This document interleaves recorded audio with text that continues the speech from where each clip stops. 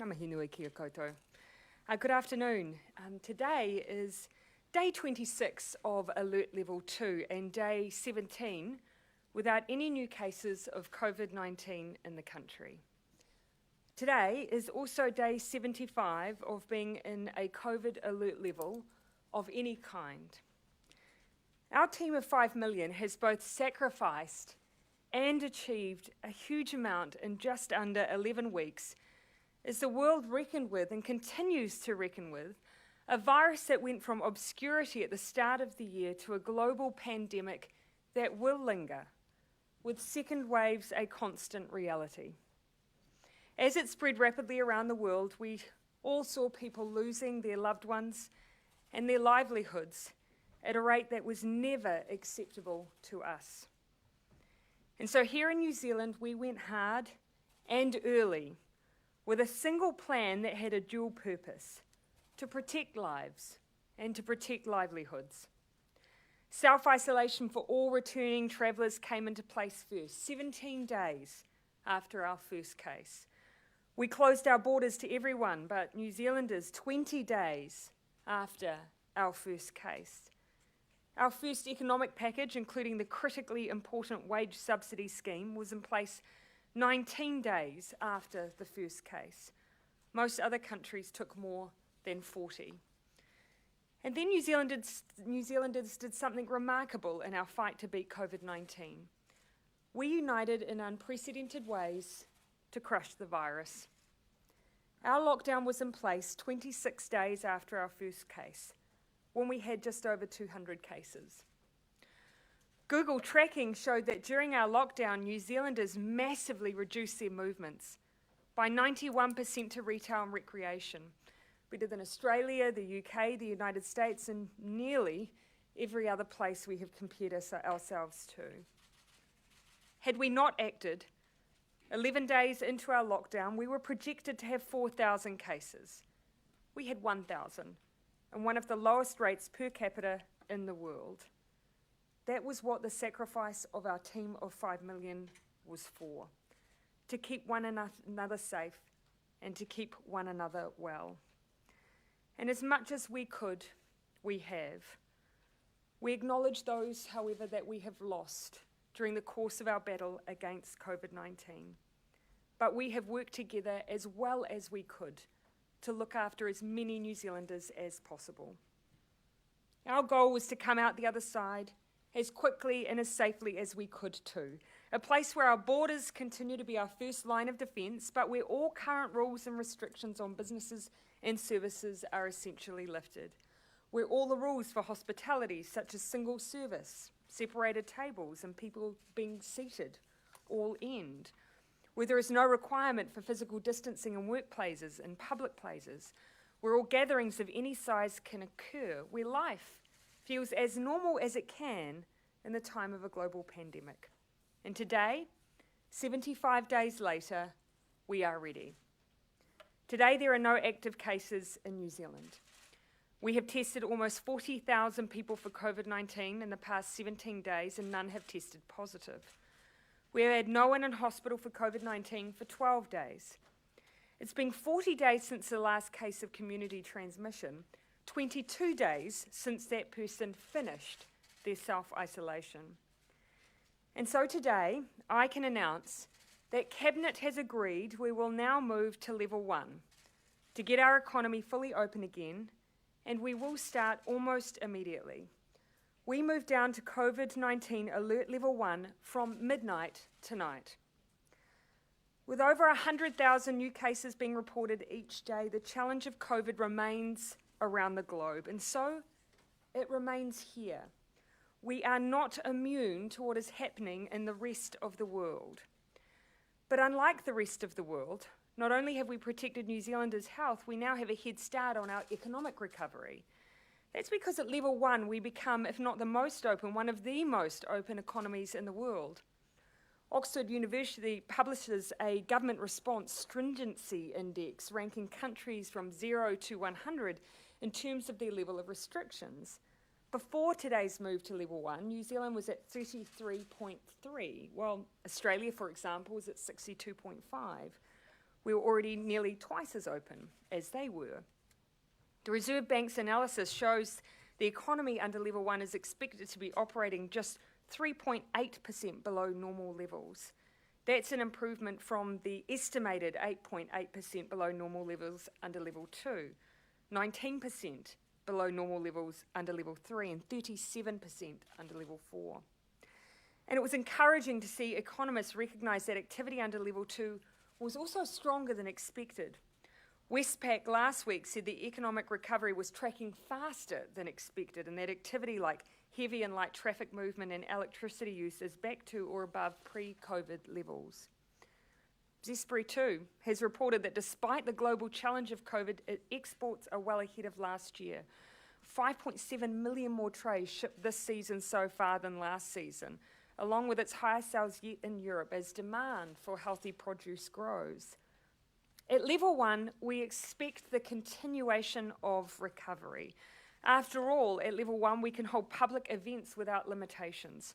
Private events such as wedding functions and funerals without limitations.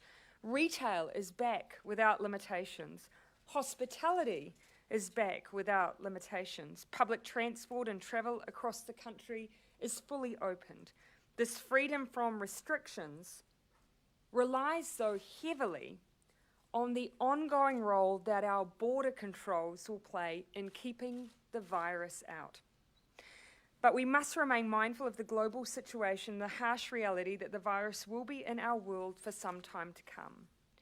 We are confident we have eliminated transmission of the virus in New Zealand for now, but elimination is not a point in time.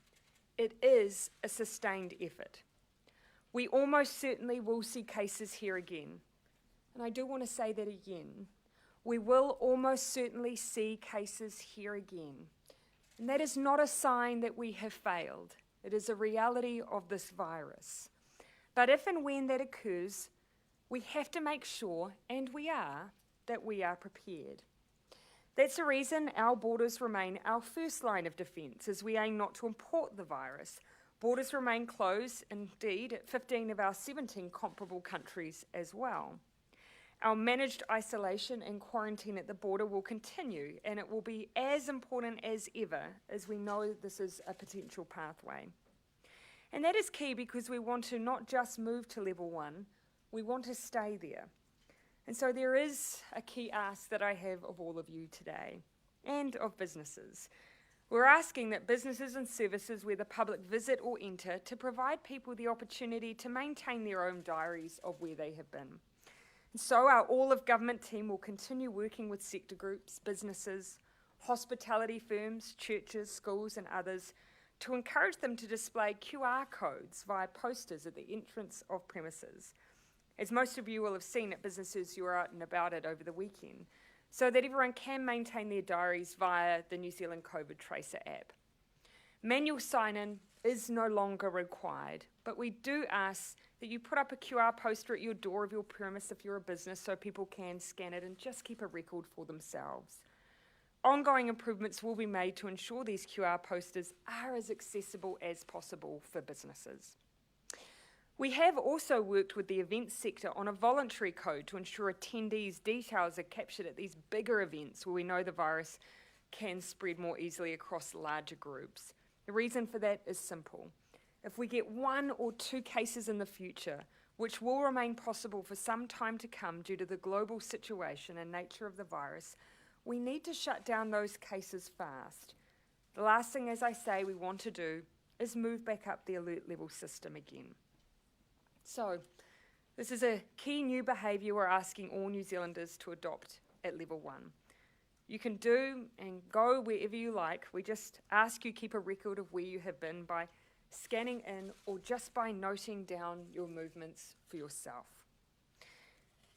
I have one more thing to ask.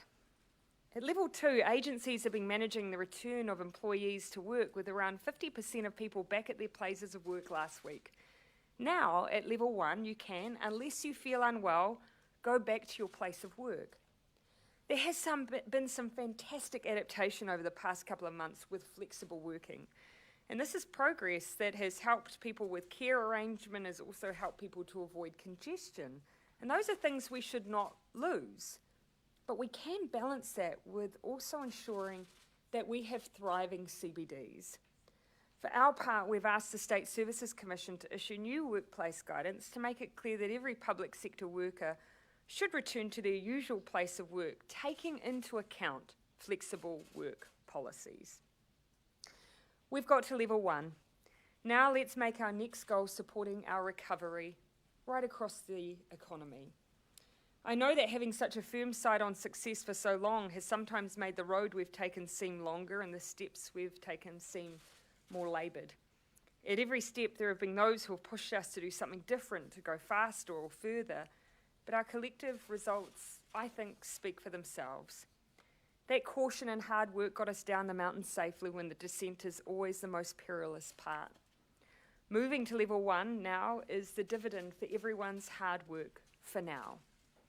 But we need our team of 5 million for the next phase, and that is to get New Zealand moving again, as we move from the collective call to action to unite against COVID-19 to unite for recovery.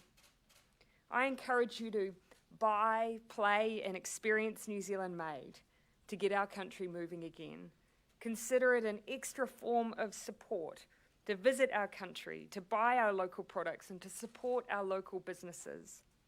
For my part, this week is about the government's recovery efforts and focus on jobs, and you'll be seeing that in my agenda. Tomorrow, I'll be in the Bay of Plenty, visiting a kiwi fruit and avocado pack house to discuss how we can further assist the sector to attract workers, noting horticulture has already picked up some 2,000 workers who have lost their jobs due to COVID. I'll also check in with our mana and mahi scheme that gives employers the equivalent of the unemployment benefit to hire those who might be reliant on it. At an electrical business installing solar power and heat pumps and panels and heat pumps in Tauranga. On Wednesday, I'll be in Kaikoura for a tourism announcement. On Thursday, I'm in Auckland making a health infrastructure announcement, and on Friday, following our $30 billion investment to protect jobs and restart the economy due to COVID, I will speak at a Vision Week summit, where I'll share further details of how the government is working with business on New Zealand's economic recovery and rebuild from COVID-19. While we're in a safer, stronger position, there's still no easy path back to pre-COVID life. But the determination and focus we have had on our health response will now be vested in our economic rebuild. And so while the job is not done, there is no denying this is a milestone. So can I finish with a very simple thank you, New Zealand. Dr. Bloomfield, I now would like to hand over to you and give you the opportunity to say a few words. Thank you, Prime Minister. Kia ora koutou katoa. Just 3 things I'd like to say. First of all, it's obviously very satisfying that not only do we have no new cases and haven't had any for 17 days, but we also have no active cases in New Zealand. And no, we haven't been saving that up. We found out about that yesterday afternoon. As you know, the cut-off for our cases is at 9 o'clock each day. It's a coincidence, but I think a nice and timely coincidence. The second point I want to make is that, and like the Prime Minister, I want to thank people who have worked so hard to achieve what we've achieved over the last few months. And many of those people are in the public service, many of them are in the private sector, and many of them have been those essential workers that in particular made many sacrifices while we were in lockdown to keep the rest of us, help keep the rest of us safe. But actually the reason we are where we are today and maybe have done better than we might have hoped is because New Zealanders acted together in our collective interests, and we will need to continue to do that. And my final point is to the question, the inevitable question is, could we have come down through the alert levels faster? I would just simply say we have come down faster and sooner and in a stronger position than any other country. Yes, we have been cautious, but we have not been overcautious, and that cautiousness has been part of our success. Thank you, Prime Minister. Thank you. Ready to take questions? Why have you broken? Sorry, just go and then I'll come to you, Jane. Why have you broken with tradition and not given people 48 hours? And how much of a part did New Zealand First have to play in that decision? To answer your second question, nothing to do with it. The simple reason is that for most of the alert levels, you'll recall that we've had to put in enforcement provisions. So make sure that the orders are ready so that we can legally enforce any requirements that we're setting around things like mass gathering. At alert level 1, the restrictions simply remain at our borders. So there was no reason to have to leave a time frame to bring in those provisions. So that means we could move quickly, and so we've done that. Even on Friday, the Finance Minister was saying, look, we have traditionally done 48 hours. Yes. Has the thinking on that changed since? No, and that has always been the case. And so what none of us, and you will have heard me say the same things, what none of us wanted to preempt was simply that Cabinet may have chosen, or there may have been some element of the decision making that may still have an enforcement feature to it. And so if that were to have been the case, we would have needed 48 hours. As it happens, there are none. So we've moved as quickly as we could. We know that will ease the pressure on particularly hospitality, particularly the transport sector. Now we'll be able to safely fill those planes, fill those buses, and cafes can get a few more tables into their spaces as well. Any discussion about, Oh, sorry, Jane, any yes. discussion about borders with now the, obviously the last remaining thing in place? Any more idea about timetables, or is that as long as it has to be? Yeah, and look, what I would re-emphasise is that our border is critical. The reason that New Zealanders, as of tomorrow, will be able to move around with freedom that very few other countries in the world have is because we are maintaining those restrictions at the border, so they will continue to be critical. And that means applying a really critical analysis if and when we come to a position where we believe another country is in a similar position to us and therefore we can safely travel between. We haven't put an arbitrary timeline on it because that simply comes down to a judgment that does rely on daily data, and it's simply the case that at the moment those decisions we are just not ready to make yet. What was your immediate reaction when you heard there were no active cases of COVID-19 remaining in New Zealand? I did a little dance. Definitely not. I showed Neve. She was caught a little by surprise, but she joined in, having absolutely no idea why I was dancing around the lounge, but enjoying it nonetheless. Yourself, Dr. Bloomfield? I'm not quite as good a dancer as the Prime Minister. You have no evidence to base that on. Well, my children, I'm sure, would opine on that. But I did, I've been described by one commentator this week as intense, but I did allow myself a broad smile. And just moving back to the borders, the fact that we've moved to having no COVID, does that make it harder, and do we want that from other countries? Does that make the threshold even higher for them to prove that they're not going to bring it in here? Oh, and look, this will be two-way decision-making, of course, with anyone with whom we're opening our borders up with, keeping in mind, of course, there are Pacific Island nations asking or seeking the same open movement. What both sides need to make sure is that we're confident that we're not risking each other's status. So that will be critical for New Zealand, given our current position, but equally it will be critical for others.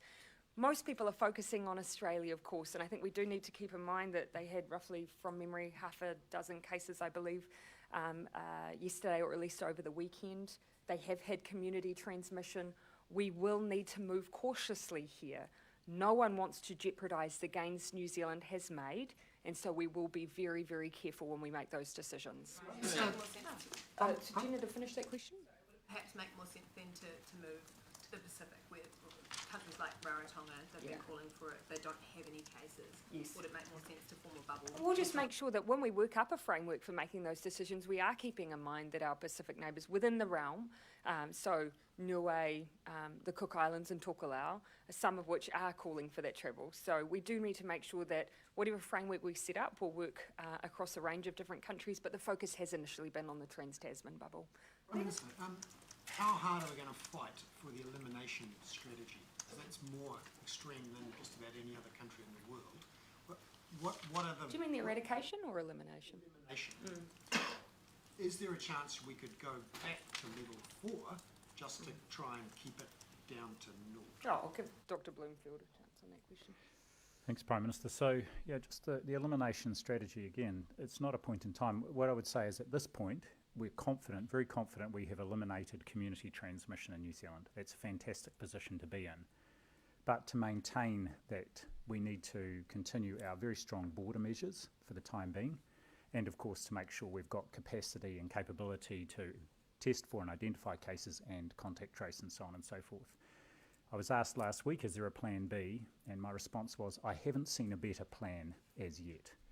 And that is, I haven't seen a better plan for the health and healthcare system, and also for the economy, from if you look at other countries. And I think if you do the rounds around the world, you know, for the countries that have gone into lockdown, we have come out faster than other countries have been able to. Many are still in lockdown and or are easing lockdown measures with still high numbers of active cases in their community. So can businesses, though, really be sure that we're never going to go back to level 4? Well, Is that- Yeah, and That's so in response to that, I would say for all those who have questioned whether we've moved too slowly, we've done so precisely for the reason that we wanted to move with more certainty, to lessen the likelihood as much as we could that we would end up going backwards. So it's my strong view that we've done that. That does not mean we will not have cases in the future, but I do think it improves our chances of, if and when we do, to make sure that we're able to manage those tightly with all of the processes that we've set up, be it contact tracing, the rigorous testing, with our quarantine and isolation. And so that's what that's all designed to do, is to try and prevent that escalation again. And is that threshold, is it still around the 200 cases the last time we went? No, look, again, I think using cases is a bit of an arbitrary measure, when actually, again, as we've talked about all the way through, what you know of those cases is incredibly important. If you had 30 cases, but they are all in quarantine and all came in from outside, and we've held them all at our border, then that's a very different scenario than if you have 30 that have come up through community-based testing. WHO has changed its position on masks. Dr. Bloomfield, you've always said you're monitoring advice overseas. Will you implement what the WHO is advising here, or do we not need it? Well, I think two things about the WHO advice. I'm not sure it's changed its position in terms of its reading of the evidence, which remains the same as ours. The balance of benefits and risks is very close, and it depends on the setting. And what their advice was that where you have got ongoing community transmission, masks can play a role in terms of general public use.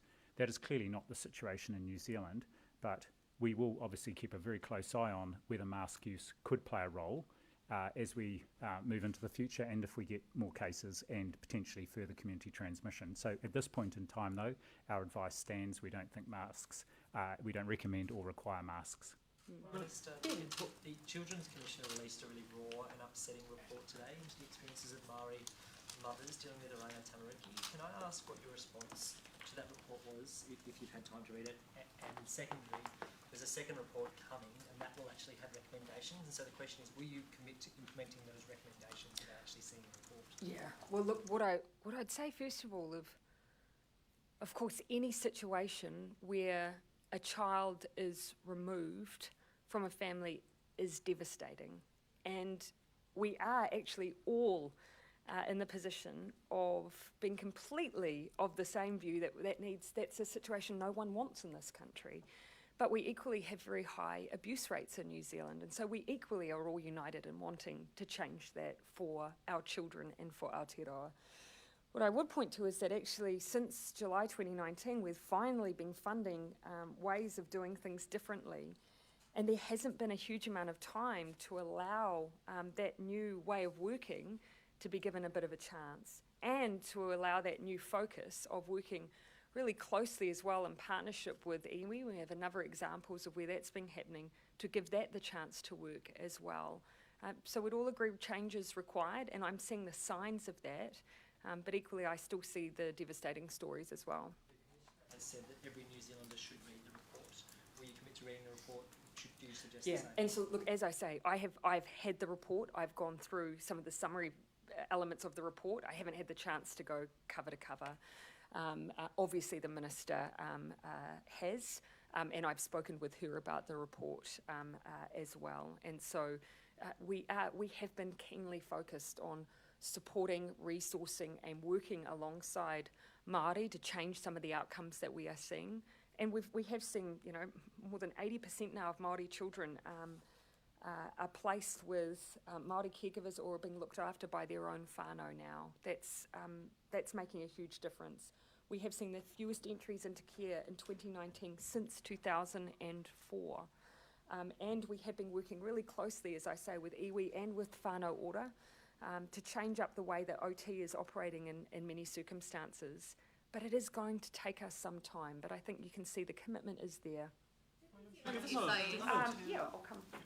Prime Minister, when will the government stop paying for people going into quarantine at the border? Yeah, so this is something that we've been working with the All of Government group around. I expect to receive some advice in the coming weeks on this and decisions thereafter.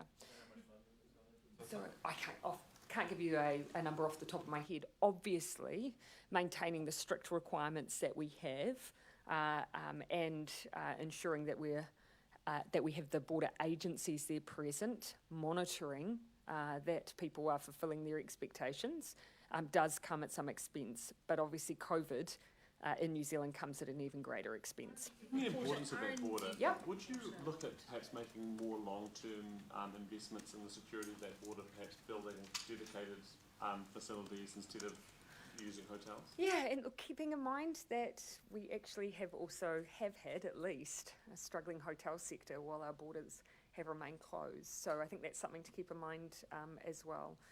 Originally, you'll recall that we used camper vans. But this actually was a way that we could make sure that we're providing adequate facilities, but also monitoring and ensuring that people were behaving as they needed to be in a large group. Keeping in mind, when we used the camper vans, it was a small number. Now we're quarantining thousands.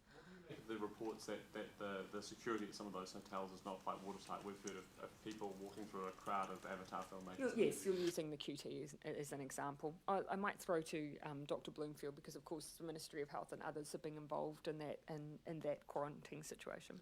Yeah, I think the QT situation is a first in that it was a private group that has come and funded that arrangement. We're learning about that, and I think the thing that I'm most interested in, and I've asked my team to look at, is whether there are any of the non-Avatar people using that facility who may have been at any risk. It doesn't appear so, but the key thing is if anyone feels they have been at risk, they should seek advice either through Healthline about getting a test if they think that's worth it. So you've actively contact traced those people at that hotel at that time? No, we haven't actively contact traced because it had nothing to show us yet that anyone was put at risk. So saying, it's a different arrangement from the very managed isolation facilities we have in Auckland and soon starting up in Wellington and Christchurch as well. And so we've learnt and will be ensuring that the arrangements for any future privately organised arrangements like that are strong. Keeping in mind the Ministry of Health did assess them and are present, so obviously they're involved, but these are ones where they're paying for them themselves. Benedict, and then I'll come to you, Jane. What is our testing regime going to look like at level 1?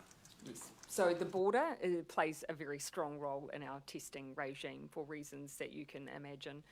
But perhaps I'll throw to the Director General. It's something that the Minister of Health is going to report to us on an ongoing basis around as well. Yes, so to build on what the Prime Minister said at the border, we are starting this week testing of everybody coming across the border who is arriving, whether they are symptomatic or not. They'll be tested twice during that 14-day period. We will also be doing surveillance testing of anyone working at or around the border, so regular surveillance testing there. So the border, these are a couple of the measures we're putting in place to strengthen the border. And likewise, our community-based testing will continue with very much a focus on anyone with relevant symptoms to ensure that we are still detecting if there is any potential COVID-19 over these coming weeks. So they'll be the focus. More GP-based rather than like those pop-ups that we've seen with all the cars lined up? It will be a mix. So as it's been a mix to date, some designated practices, we will still see some CBACs, we'll see some mobile clinic testing, and we will see GP testing as well. Have you ever signed off on a foreign embassy being accessed by New Zealand authorities, including the SIS? Are you aware of it having happened in recent times? And should foreign embassies expect to be inviolable, that they shouldn't be accessed without their knowledge while in New Zealand? Yeah. So a couple of things broadly, keeping in mind the role of Minister Little versus the role of myself. So that may be questions that you wish to place before him. As a general statement, though, what I would say is the world in many, many ways is very different than it was in the 1980s. Keeping in mind that the New Zealand SIS does have to maintain strict legal frameworks that are set out in legislation passed in 2017, and that they are also audited. They have strict oversight as well by the Inspector General of Security Intelligence. And so those are functions and checks and balances that exist in our system. So even though we don't have a tendency to comment on individual cases, and I don't want to do that on those past and present, we do have a very different framework than we've had in the past as well. Would that legal framework prevent that happening again, or would it just mean that it wouldn't be reported in a way that many other activities aren't reported despite... Again, that does not stop them having a strict legal framework that they must operate within, and it does not change the fact that they do have oversight via the Inspector General as well. Saying that any activities... An independent Inspector General. That any activities that might be outside the law would be reported. Functions and roles of NZSIS have, of course, the provision of an independent Inspector General sitting over the top of them. If the SIS did raid foreign embassies in New Zealand during the 80s, what would be an appropriate response now? Again, I think the most important point I can make is that the 1980s was a different era, and of course that we have strict legal frameworks that our New Zealand SIS operate within now.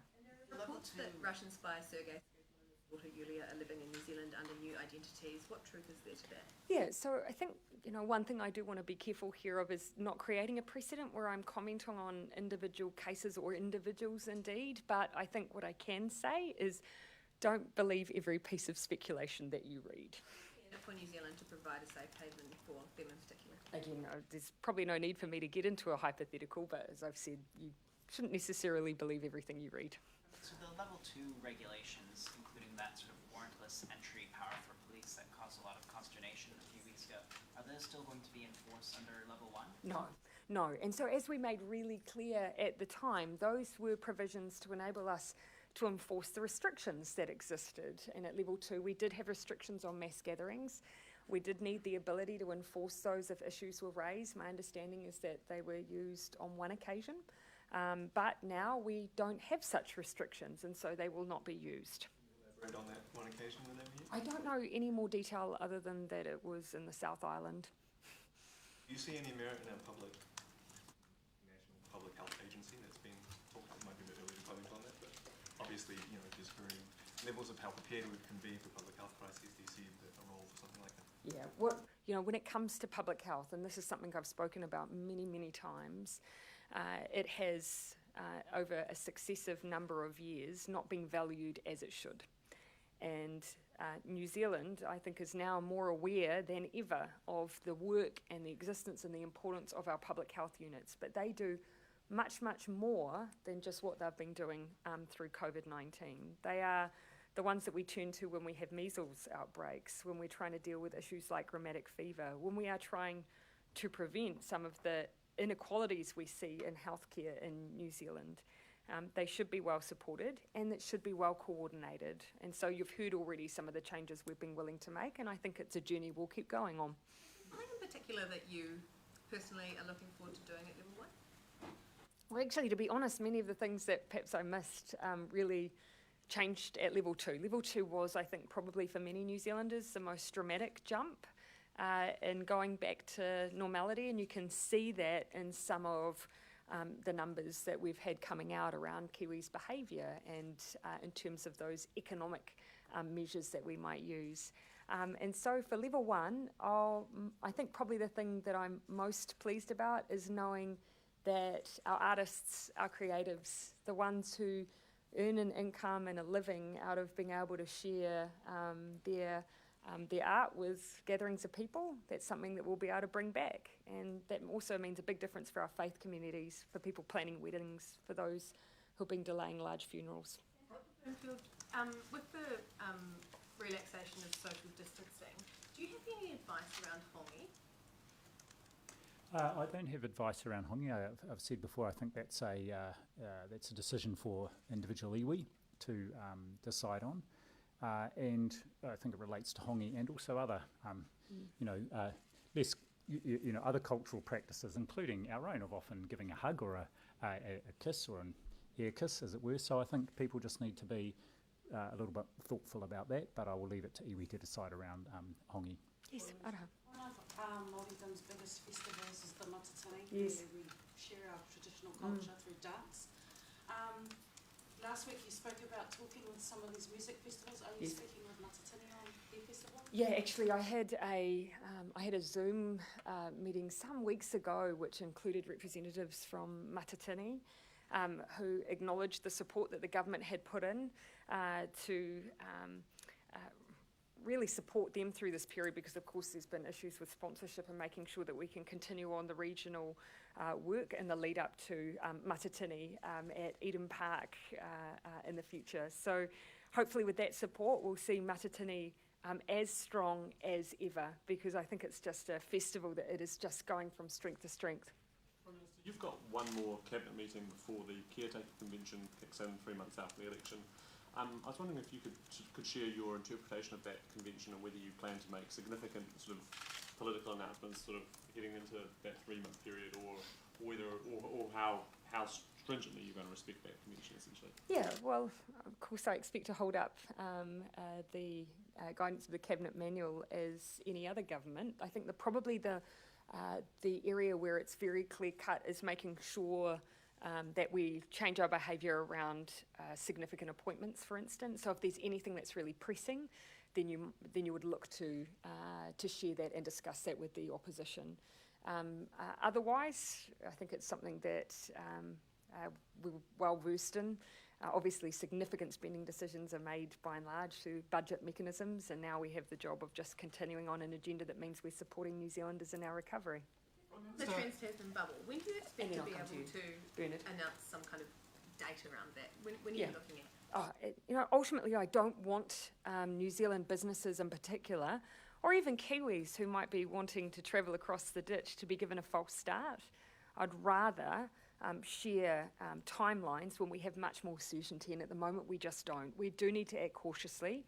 New Zealand is currently ahead of Australia in terms of our progress. They are making progress state by state, but it's not universal. So we will keep up those conversations with Australia. We will keep preparing, but I do not have a date to share at this time. Bernard? How long can our economy cope with these sorts of travel restrictions, the level one restrictions? Yeah, well, I think it's quite a difficult question to answer, given keeping in mind we are still trying to work through mechanisms to bring home those who would be ordinarily resident here, to work through areas where parts of the economy might be held back and hundreds of jobs might be lost because of particular individuals with skill sets that we cannot access in New Zealand, can come in. And of course we've got to work through how we restart safely things like export education. So at this stage I'd say it's too soon to put numbers around that when there are a number of issues we need to keep working through, but we are doing that in earnest. You said earlier that New Zealanders should buy local.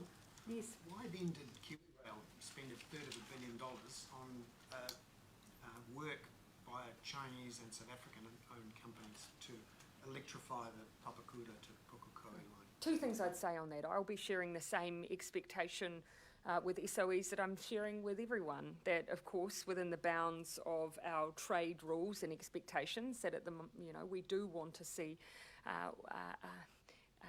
everyone doing what they can and doing their bit to support New Zealand's recovery.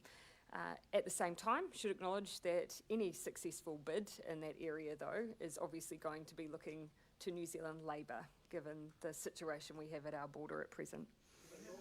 Do you have an estimate Derek? because the wage subsidy is being extended, I think. Do you have an estimate on how many employees no longer be under when it's extended? No, we've had an estimate, and I'd want to get the revised number from Treasury around their estimate of uptake.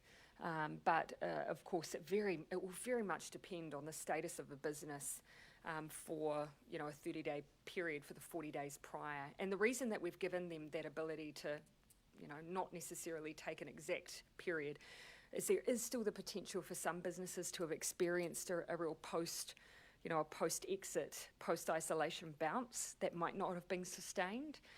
And so it is quite hard to estimate how many will use it and therefore how many employees will be affected. But we'll keep giving the same reporting we have in the past. To have David Clark remain as Health Minister until the election? I've said many, many times, he is our Health Minister and I have no plans to change that. I'll take the last couple of questions. Will businesses be required to display the government QR codes? I understand that was something that Dr. Bloomfield had asked of the government. Yeah, and we have discussed this very point. And we have talked to the retail sector, hospitality, restaurant sector. And at the moment, what we've opted for is to continue to work with them to make it easier for their members to access the QR code. At the moment, accessing the QR code does require you to have your business number and Real Me. We're trying to work on ways where actually we're dispatching out to businesses their QR code to make it easier. So while we're still doing that, we've kept it at voluntary. We will keep working with the sector, and we're keeping open the option of mandating that in the future. But at the moment, we're going to work together, and I do think that we can improve people's access to it. Okay, all right. Thank you, everyone.